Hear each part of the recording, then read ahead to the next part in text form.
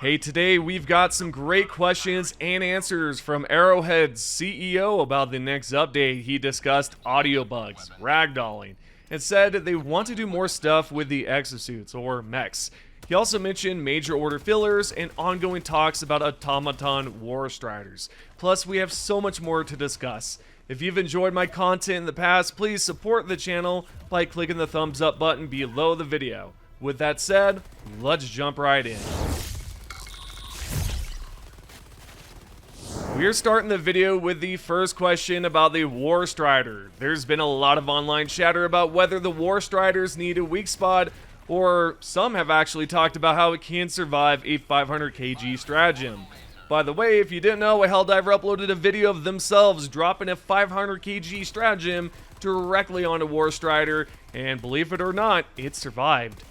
Nevertheless, a player asks about balancing enemies, specifically mentioning War Striders.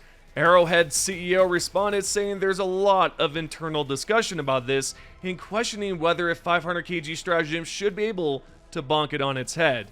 So we might see an enemy balance in the next patch. The second question is about buffing melee weapons, and the CEO Shams Georgiani has made a note about it. Yeah, I personally hope they do make the melee weapons more useful. I have a blast using a ballistic shield and a stun lance. It's a great combo. I think they should let us stun chargers again by targeting the armor on its legs or anywhere on its body, but overall, hopefully they do make some adjustments to the melee weapons. Moving along, the third question focuses on major order fillers. A Helldiver asks why we're focusing on the Illuminate side when the story arc centers around the Terminates. Shams responded that as far as he knows, they don't plan filler orders, and made a Star Wars reference, essentially saying not every major order can be an epic battle. I suppose he's right, but I believe major orders should carry some meaning. The current major order feels meaningful as we're on the Illuminate side to upgrade the DSS to withstand the gloom. Still, I get that many past major orders have felt like, fillers. I'd love to hear your thoughts on this, by the way, on major orders. Should they always have deep meaning, or is it okay to have a few fillers every so often? Let's move on to the fourth question, where a Helldiver asks if they plan to uncap the Mech stratagems to let us spawn more than one. Unfortunately, Shams said he doesn't know, but he mentioned they'd love to do more with the mechs. Perhaps they're planning to introduce a new mech down the line. There's been some online discussions in the community about bringing back the Lumberer mech from Helldivers 1, which I think is a great idea. Alright, the fifth and sixth question are pretty much the same, but both are worth bringing up. The fifth question is about whether they're going to optimize space for PC to free up more room, which, by the way, we already know they are from the recent announcement, yet what we know now from Shams is that this most likely won't be addressed next month, because he wrote that they're working on it. However, they don't have an ETA on when we'll see the file sizes shrink. The sixth question is about whether the developers have thought about an SSD mode option for the installation, where a lot of the repeated files that are mostly used to help with the hard drive loading would be removed.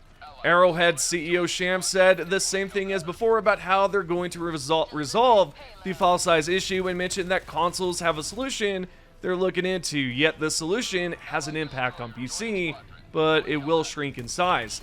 I'll admit it's disappointing that we won't see the file size issues resolved sooner, but at the same time it's understandable since they have other important priorities to address. We're moving on to the seventh question about updates in general. Are they planning to make future patches more stable? A player pointed out that almost every patch released in the last few months has broken something in game. Shams revealed that this is one of their highest priorities right now. He mentioned that the last update was one of the better ones in terms of fix two things, break another. From a previous discussion, Shams explained that they're working on improving the QA to resolve bugs and issues quickly, ensuring fewer problems in future patches.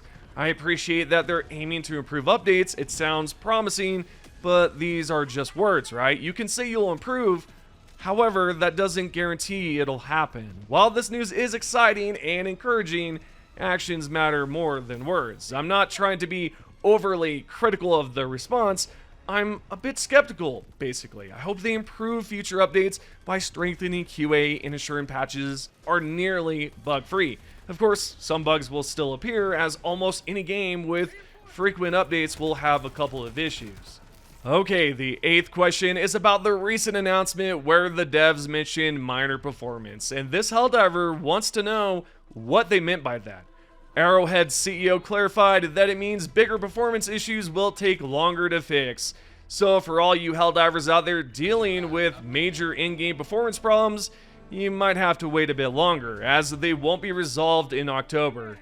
They may be able to improve some things. As the CEO noted, it doesn't mean they'll tackle the bigger issues right away, it'll take longer.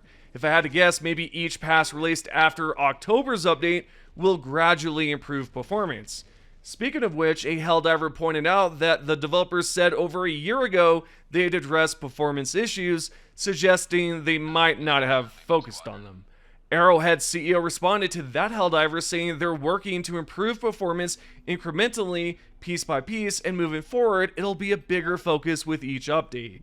Anywho, on to the 9th question. Will we ever see a glossary or a bestiary in games similar to what we had in Helldivers 1? Well, it seems that there might be a problem with that, since Arrowhead's CEO responded that they've seen this request often and that it's a user interface intensive feature that's tricky to implement. Yeah, that's kind of disappointing to hear because I really want this feature.